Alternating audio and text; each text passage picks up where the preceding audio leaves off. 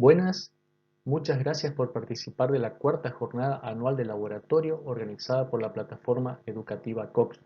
Mi nombre es Adrián Domínguez, soy técnico en hemoterapia, inmunohematología y análisis clínicos. Estoy encargado en la plataforma de los cursos de inmunohematología que corresponden al área de hemoterapia. En esta presentación vamos a hablar de un tema muy importante para todos los que trabajamos en transfusiones, que es la fase preanalítica en el proceso transfusional. Como todos saben, antes de transfundir, especialmente antes de transfundir glóbulos rojos desplamatizados, hacemos una prueba que llamamos pruebas de compatibilidad o pruebas cruzadas, que las mismas técnicamente no dejan de ser reacciones de laboratorio, y como toda técnica de laboratorio está sujeta a tres fases, a la fase preanalítica, a la analítica y a la postanalítica, siendo la preanalítica donde más errores se producen y es la que vamos a tratar en esta presentación. Gracias de nuevo por participar. Seguimos en la siguiente lámina. Vamos a cambiar. Voy a sacar mi video y pasamos. ¿Dónde comienza la etapa preanalítica? La fase preanalítica en la transfusión comienza con el criterio médico. El médico va a evaluar un paciente, va a evaluar una transfusión y va a evaluar una situación, y va a decidir una transfusión. Comenzamos ahí con el criterio médico. Para efectivizar ese acto va a elaborar una solicitud, que es una solicitud por lo general escrita. En algunos lados puede ser que se trabaje ya en modo digital, pero por lo menos en mi hospital esa solicitud sigue siendo escrita, donde va a tener datos importantes: nombre y apellido, fecha de nacimiento, edad del paciente, y siempre es conveniente que tenga datos de identificación únicos, como puede ser el documento o el número de historia clínica. Estos datos pueden cambiar según el lugar donde estemos trabajando, pero básicamente deberían tener esos para identificar correctamente al paciente.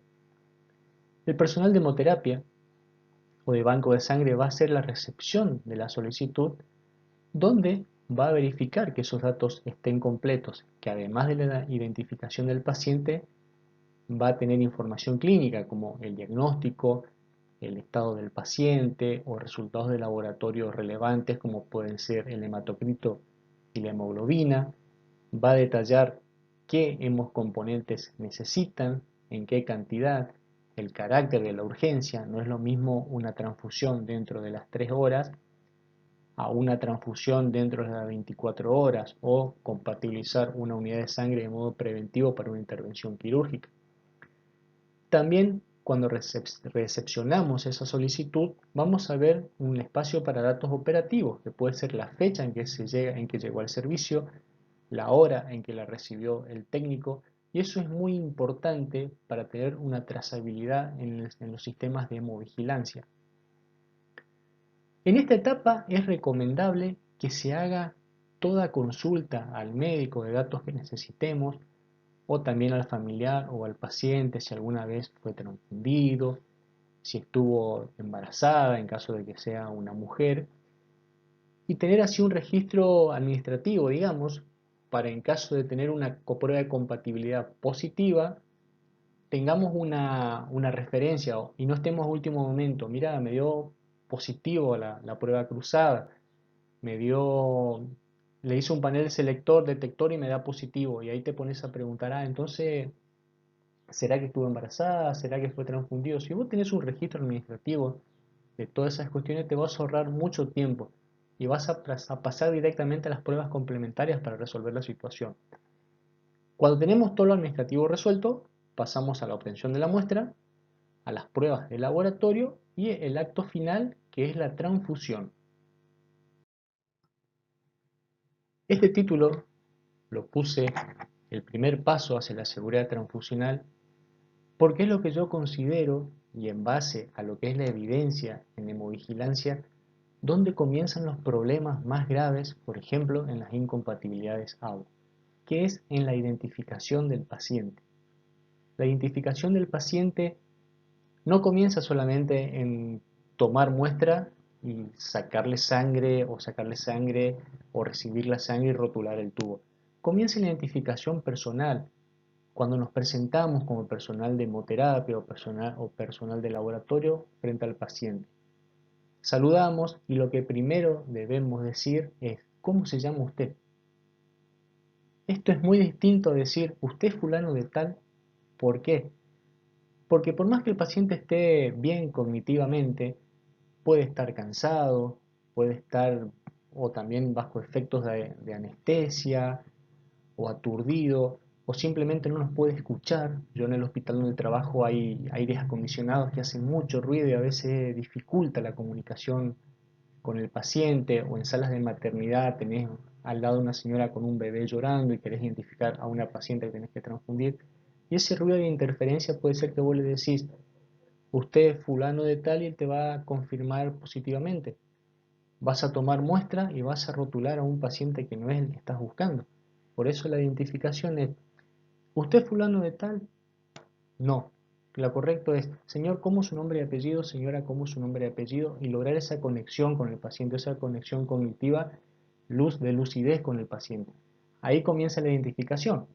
Tomamos muestra y el siguiente paso son datos claros de entendimiento universal. Lo llamo yo a los tubos. ¿Por qué?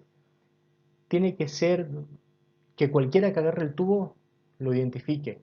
No que, yo no entiendo la letra de fulanito, que yo escribí claro. Bueno, hay que buscar la forma, la logística del sistema, que los datos sean claros. Verificación de la muestra: ¿en qué casos? Por ejemplo, cuando tenemos una muestra derivada de laboratorio, de otra sala, o que venga de afuera del hospital, o que venga de quirófano, tenemos que verificar que los datos los entendemos, no dejar a las adivinanzas o al azar. Y si tenemos una discrepancia entre registros nuestros, por ejemplo, ya lo habíamos transfundido al paciente fulano de tal, documento ta ta ta ta ta, recibimos una muestra, mismo nombre, el documento cambiado, tenemos que verificar esos datos, no tenemos que trabajar pensando: bueno, sí, es este el caso, es este paciente porque ya lo transfundimos, no va a cambiar el documento. No, verificación de las muestras en caso de ser necesario. Rotular inmediatamente, esto lo aprendí en mis años de laboratorio clínico. Rotular rápido y no confiar en la memoria. No decir: bueno, le saco sangre y llego al laboratorio y anoto, le pongo el nombre en el laboratorio. Ahora me acuerdo, le marco una rayita a este tubo de tal paciente, le marco dos rayitas a este tubo del otro paciente. No. Tenemos que ir y llevar el material, ya sea una fibra, un fibrón, un lápiz, una virome, que el tubo tenga una cinta clara. Tiene que ser eso tan importante como llevar una jeringa y una aguja para sacar sangre. Y cuando rotulamos también, al igual que el pedido de transfusión, debe tener nombre, apellido completo, un identificador único que puede ser el documento o el código de laboratorio, incluso historia clínica y la ubicación del paciente. Pero eso no es un dato para confiarse, por lo menos en lugares donde constantemente se están cambiando de lugar los pacientes. En esta lámina vamos a comparar tres tipos de rótulos. En el primer rótulo, a ver, le voy a cambiar la... En el primer rótulo, la letra es clara, se entiende el apellido, el nombre, el número de documento, pero está escrito sobre una cinta muy fina, que esta muestra se registró relativamente cercana a la hora donde tomé esa foto, que todavía se lee, pero un poquito de humedad, se moja un poquito y eso no se entiende. Y si por ahí la visión del operador también no es 100% eficiente, va a costar identificar ciertas letras del apellido. Está claro, está completo el rótulo para lo que este tipo de muestra, que es una muestra de cordón umbilical, requiere, pero falla en la base sobre donde fue escrito los datos, fueron escritos los datos. Esta muestra está bien, está perfecta la base donde se escribió, pero no se entiende nada. Y este es un error mío, que es una muestra que la tomé yo para procesarla y fui yo el único operador. Son situaciones donde yo la tomo, la proceso y la descarto, o sea, no va para otro operador. Pero está mal este tipo de rótulos, porque si por X motivo yo no podía continuar este procesamiento, que era un grupo y factor para, creo que para carnet de conducir, y otro operador lo veía, iba a tener que estar preguntándome qué dice acá, de quién es esta muestra. Bueno, este es un mal ejemplo también de un rótulo no del todo práctico. Acá tenemos un registro de una muestra de laboratorio. Vemos que tiene un código de barra como un registro único. General, laboratorio general, paciente internado. Si fuera un paciente ambulatorio, acá indicaría ambulatorio. La sala, la determinación que se va a hacer de este tubo.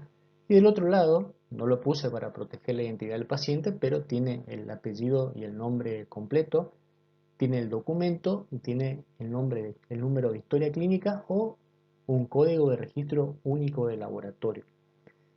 Esto es muy importante, por ejemplo, también en lugares donde no siempre es hemoterapia quien se carga de la preanalítica de la recepción de la muestra, como es nuestro hospital. En la parte de los cordones umbilicales trabajamos muy bien, por suerte, con el personal de enfermería, de las áreas de neonatología y del área de materno-infantil, donde ellos recepcionan los cordones y los registran. Los registran muy bien, solamente, bueno, a ver, acá tenemos el problemita de la cinta, pero lo podemos identificar porque al momento que yo voy a buscar esta muestra, está el enfermero al lado, puedo verificar cualquier duda, lo verifico con ellos, estamos siempre en constante comunicación, pero en caso de que no se tenga una buena comunicación con un personal externo al servicio, esto puede dificultar, porque pueden sacar la muestra, rotularla no del todo claro, el de hemoterapia interpreta a su modo, por ahí no es posible que verifique la identidad del paciente. Entonces son todos detalles que según la logística del lugar deben ser evaluados y deben plantearse soluciones todo el tiempo. Nunca hay que confiarse en esto de que todo está perfecto, siempre hay que estar todo el tiempo replanteando los procedimientos operativos estándar en lo referente a las identificaciones y a los procesos de hemovigilancia o de preanalítica. Varias posturas de investigación coinciden que es en la fase preanalítica donde se presentan la mayoría de los errores de laboratorio. Para conceptualizar eso en números, vamos a ver este trabajo, que es un trabajo que se hizo en el Hospital Universitario de Verona. El autor principal es Giuseppe Lippi. Y acá están los números. 65% de errores preanalíticos, 15% analíticos y 20% postanalíticos. ¿Cuáles fueron las causas? Muestras hemolizadas, volumen insuficiente, tubos incorrectos, muestras coaguladas y otras causas. Ellos nos detallan en otras causas, ese poquito, el 3%, pero es muy probable que sean motivos de rótulos inadecuados o rótulos incompletos. Si bien parece poco comparando con los otros porcentajes, si lo comparás en número, es el más peligroso. ¿Por qué? Si vos tenés una muestra hemolizada o una muestra que se te coaguló o es insuficiente el volumen, lo corregís tomando nueva muestra con más cuidado, salvás la determinación y salvás la integridad del paciente. Pero si vos rotulás mal un tubo, por más que la analítica y la posanalítica sean perfectas, el paciente sigue estando en riesgo, porque hicimos la determinación en un paciente pensando que era otro. Por eso, en todos los estudios de investigación, los errores de identificación o de falta de rótulos son relativamente pequeños comparando con los otros porcentajes, pero no por eso dejan de ser menos importantes.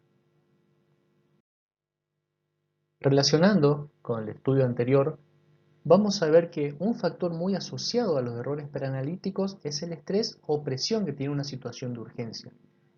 En este trabajo de Quirós Díaz que se hizo en Colombia, analizaron 20.268 muestras donde identificaron 818 errores preanalíticos. De esos 818, 29 corresponden a muestras mal marcadas o sin rótulo. Vemos las mal rotuladas o mal identificadas, 12 corresponden a urgencias, 2 a sala de partos, 3 fueron en situaciones quirúrgicas, en pediatría 3, en UTI 9, ninguna en consultorio externo o otros, da un total de 29. De las 26 muestras sin marcar, 10 corresponden a urgencias, fíjense cómo aumenta también, al igual que las que estaban mal rotuladas, una en parto, una en cirugía, una en pediatría, 7 en UTI, al igual que el cuadrante anterior, nada en consultorio externo, 6 en otros que no detalla en qué situaciones, 26. ¿Esto qué indica? Notamos que en consultorio externo, donde tenemos más tiempo para identificar, no tenemos errores, ni de rótulos, ni muestras sin marcar. Sí tenemos muestras embolizadas, muestras coaguladas, volumen insuficiente, pero no muestras sin marcar. Y esto es un detalle importante, y volviendo a nuestro caso, en mi hospital, por ejemplo, que trabajamos con materno infantil, siempre estamos en comunicación y ellos me cuentan que a veces tienen que atender un parto y lo llaman de quirófano por una cesárea, y cuando reciben el bebé tienen que hacer otros estudios, otros registros. Es bastante complicada la situación de ellos. Entonces buscamos cuando hay un error, qué es lo que pasó. Si fue una guardia movida, entre comillas, y vemos que tuvieron muchos partos, muchas cesáreas, vamos a hemoterapia y verificamos todo lo que podemos esos datos. Pero considerando esa situación problemática del exceso de trabajo, y más cuando hacemos guardias, por ejemplo en la urgencia, que son situaciones donde el personal es muy cambiante, es muy rotativo, no es un personal donde vos puedas hacer un seguimiento preciso de quién estuvo, de qué pasó. Son detalles muy importantes que toda logística de hemovigilancia tiene que tener en cuenta. El origen de la muestra y el contexto o el ambiente de estrés que tiene el lugar donde hacemos la toma. Posterior al registro y a la identificación del paciente, comenzamos en laboratorio las primeras pruebas anteriores a la prueba cruzada o prueba de compatibilidad. Ya tenemos un ejemplo de un final en prueba de Kunz de una prueba de compatibilidad con técnica convencional en tubo. La tipificación ABO y la determinación del estatus D, si bien técnicamente corresponden a la fase analítica, vamos a atender algunas cuestiones de estas técnicas porque su ejecución depende de la seguridad transfusional, o al menos una gran parte de ella. En la tipificación ABO tenemos la fase globular, acá tenemos un ejemplo de técnica en lámina, reactivo anti-A, reactivo anti-B y reactivo anti-AB, con lo que determinamos qué antígenos tenemos en los glóbulos, y una fase sérica, o un estudio indirecto o de inversa, donde observamos que inmunoglobulinas están presentes. Esto sería la misma muestra de un paciente. Este tipo de pruebas, además de los cuidados en lo que es el registro, en lo que es lo administrativo, demanda un cierto criterio inmunohematológico para resolver algunos problemitas que pueden presentarse. Esquematizando lo anterior, dijimos que las pruebas de la tipificación ABO pueden ser globulares, es decir, se estudia la estructura antigénica de las membranas eritrocitarias en lo referente a los antígenos del sistema ABO. Esos resultados son validados por pruebas séricas, o lo que conocemos en la práctica como pruebas indirectas o pruebas inversas. Cuando no hay coincidencia entre los anticuerpos que encontramos con los antígenos que posteriormente determinamos, hablamos de una discrepancia ABO, que puede ser relativamente sencilla o puede ser de una resolución un poco más compleja. Para guiarnos, podemos usar el cuadro clásico de lo que es la relación entre antígenos y anticuerpos del sistema ABO. Si tenemos presencia de antígenos A, los anticuerpos que deberían estar son los anti-B, y el grupo correspondería a un grupo A. Si el antígeno es B, tendremos anticuerpos anti-A y el grupo corresponde a un grupo ABO B. Cuando están ambos antígenos, el A y el B, no deberíamos tener anticuerpos y el grupo es AB. Cuando tenemos carencia de antígeno A o de antígeno B, estamos hablando del grupo O y los anticuerpos presentes son los anti-A y los anti-B. Este es el cuadrito básico con lo que debemos partir. Cuando no hay coincidencia, por ejemplo, si acá tenemos en lámina o en tubo me da un grupo A y en la inversa me da un anti-A positivo y un anti-B negativo, tenemos una discrepancia ABO.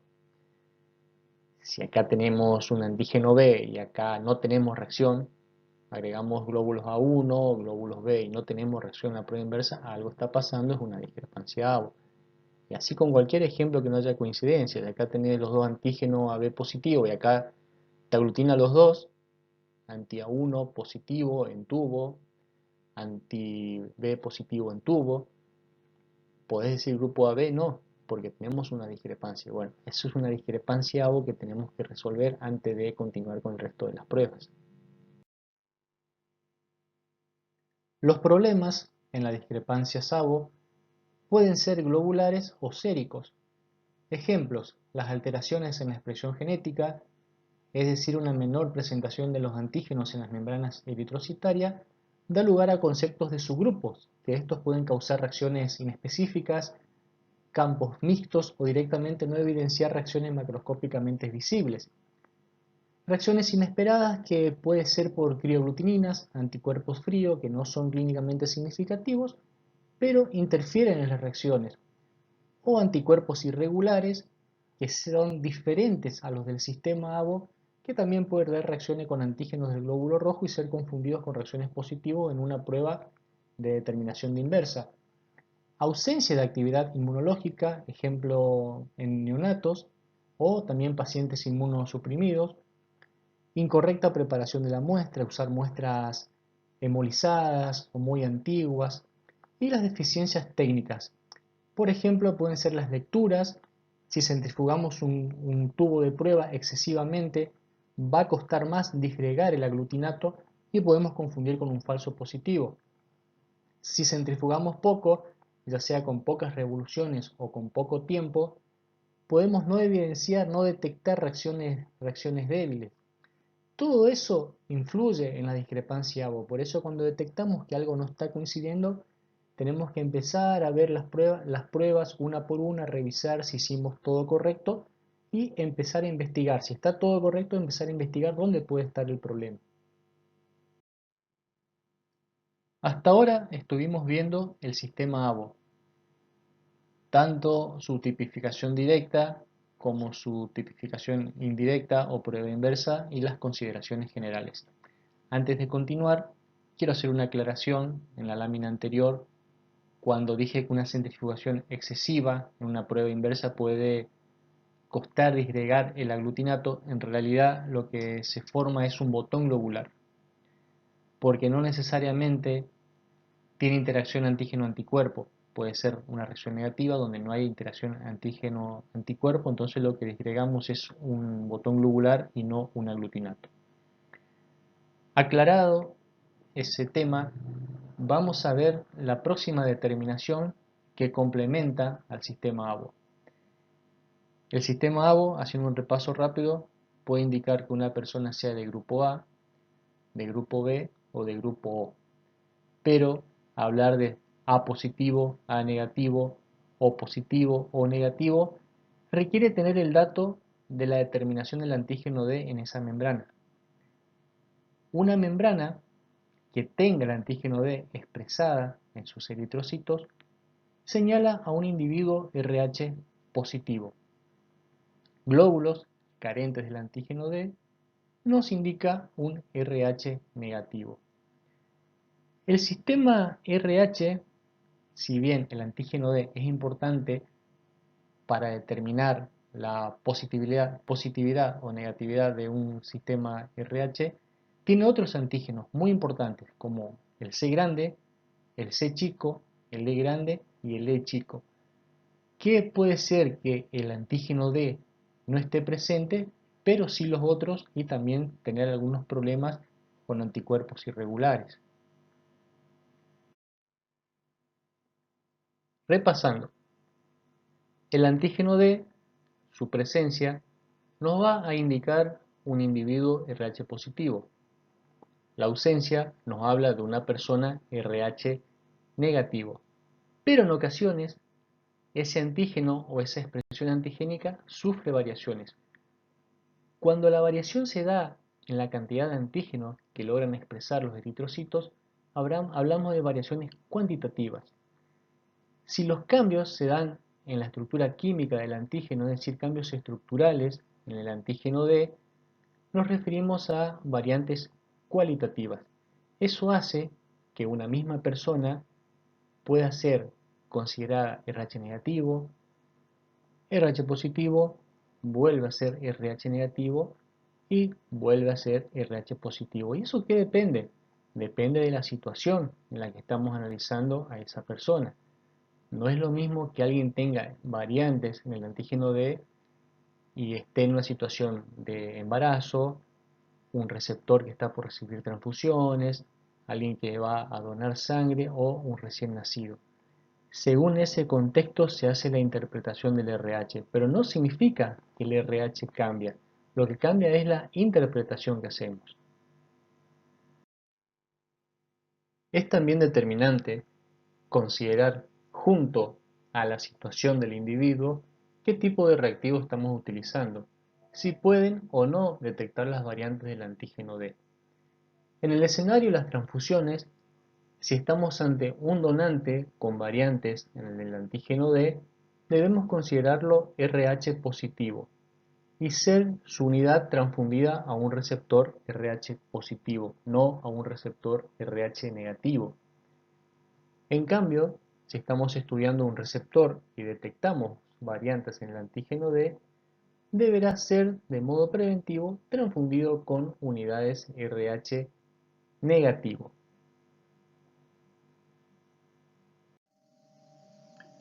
Concluimos con este breve resumen de la preanalítica en la medicina transfusional y quedo a disposición en la plataforma educativa COPS para cualquier tipo de consulta, comentario o incluso casos que quieran compartirme que los veamos, que aunque no tengan relación directa con el tema, está disponible la opción en la plataforma.